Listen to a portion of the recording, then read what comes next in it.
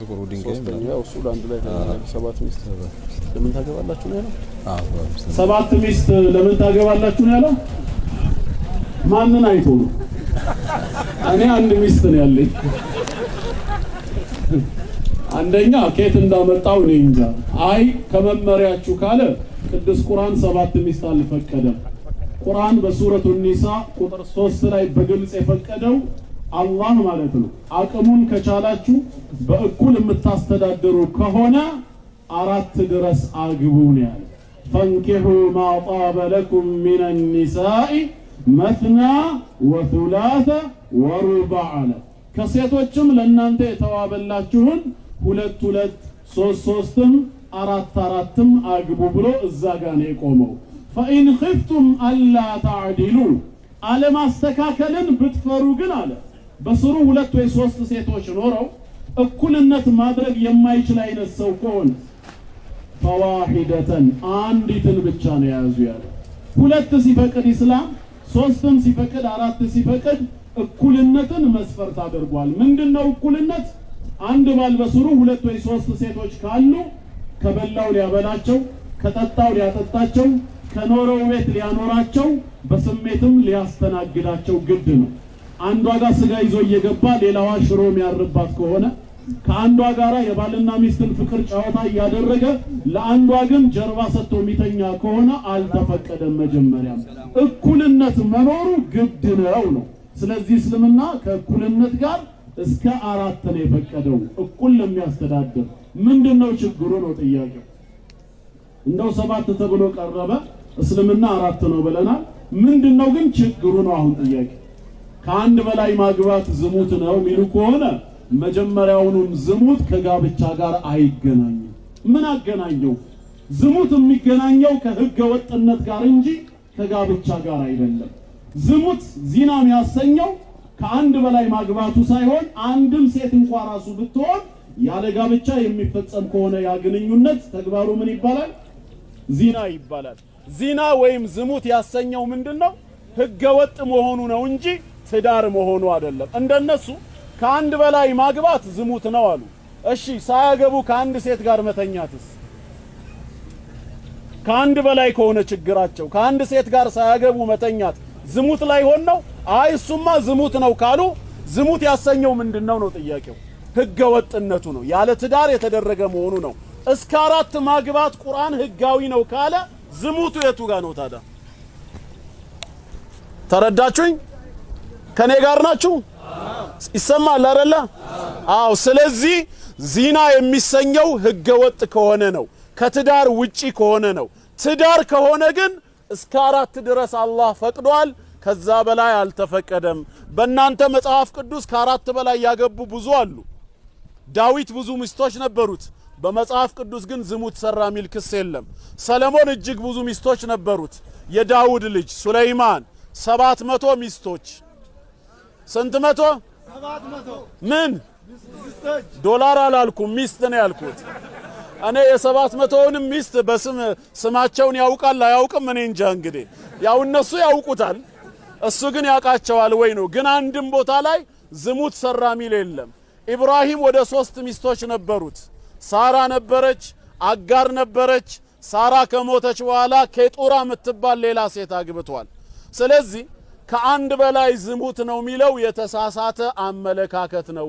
ዝሙት ከጋብቻ ጋር ሳይሆን ከህገ ወጥነት ጋር ነው የሚገናኘው ነው። ተግባባን? ህገ ወጥ ከሆነ ደግሞ አንድ ሰው አንድትም ሴት ጋር ቢሆን ያው ነው፣ ዚና ነው። ኢስላም ግን እስከ አራት ጋብቻ ነው የፈቀደው። ተግባባን? እነሱ ዛሬ ነው አይደለ እንደው በዚህ በዱንያ ነው የተገረሙት። ገና በአኺራ በጀነት እኮ ጋብቻ አለ። አላህ ይወፍቀን። ይሄ ምን ሊሆን ነው? በጀነትም ስንገባ ያው ትዳር መኖሩ አይቀርም ነው። ስለዚህ ይሄ ምንም ችግር የሌለበት ቀጥተኛ የሆነ እምነት ነው።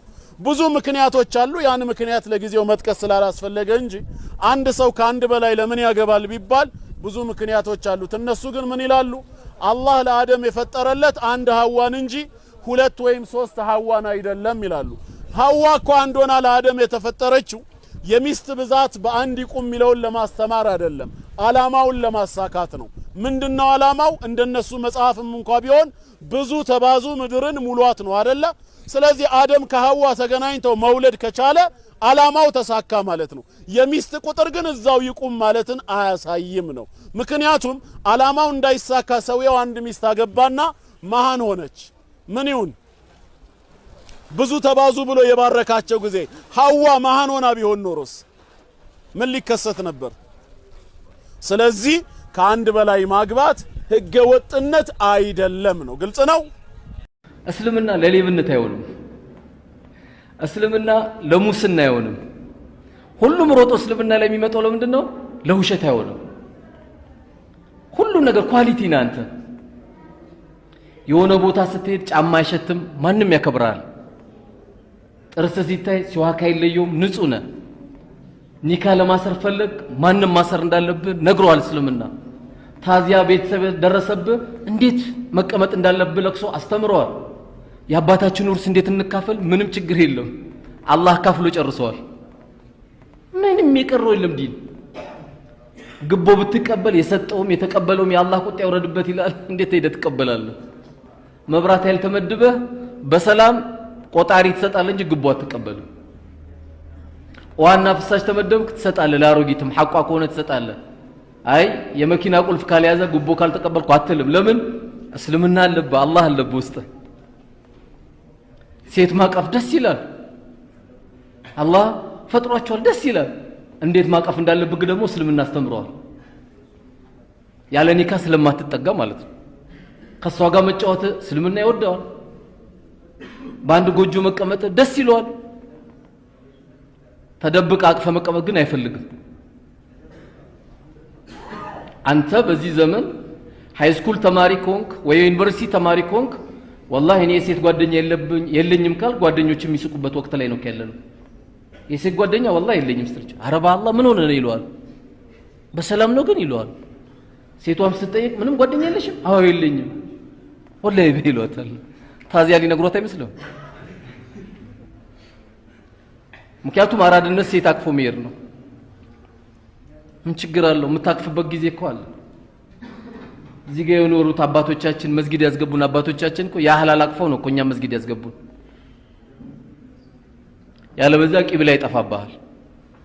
ከአላህ ጋር አገናኛለሁ ብለህ በዚህ በወጣትነት እድሜ ደግሞ ከሴት ጋር በሐራም መልኩ ከተገናኘ ውስጥ ሁለቱ አብሮ አይቀመጡም፣ አይስማሙ። በጣም ትቸገራለህ። ሁሌ ጋጩባል። በቃ የሆነ ነገር ሰርተ መስጊድ ገባ ስትል በቃ አንተና አላህ ዘንድ የምታውቀው ነገር ስላለ በጣም ትጨነቃለህ። ያሳለፍከው ነገር አለ አንተና አላህ ብቻ። ያው መቼም አላህ እያንዳንዳችሁ በየጊዜው በምትሰሩት ወንጀል ቢይዛችሁ ኖሮ ማተረከ ፊል አርድ ሚን ዳባ አለ። አንድም ሰው መሬት ላይ ተንቀሳቃሽ አልነበረም ማለት። ግን አላህ ከ99 ስሞቹ መካከል አንዱ ምንድነው? ሰታር ደባቂ ነው። ደብቆን እንጂ ስንት ጉድ ይወጣብን ነበር። ደብቆን። ስለዚህ ወጣቶች والله ሁሉም ነገር ደርሱበታላችሁ። በመጀመሪያ ደረጃ ዛሬ ዳዋ በተንቀሳቀሰበት ዳዋ ቀዝቅዞ ባለበት ሂደት ላይ መስጊዳችን ከመስገድ ውጪ አሰላሙ አለይኩም ወራህመቱላህ አሰላሙ አለይኩም ወራህመቱላህ ከመባል ውጪ ዛሬ ይህን ዳዋ ያስጀመራችሁ ልጆች እስከ የውመል ቂያማ ቀብር ኮልፌ የሚሄዳችሁ ጊዜ ሱቃችሁ አይዘጋም። ይህን ዳዋ የጀመረው ሰው ትልቅ ሰደቀቱ ጃሪያ ነው የጀመረው። መስጊድ ሁሉም ነገር ነበረ፣ ሁሉም ነገር። ዛሬ የኢትዮጵያ ሙስሊም አባት ስለሌለው እንጂ አባት ቢኖረው መስጊዳችን አንድም ሰው የተቀደደ ሱሪ አይለብስም ነበር።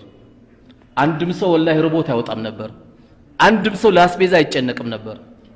ይሄ ሁሉ ወጣት በጀማዓ ይዳር ነበረ። ምን ያስፈልጋል? አባት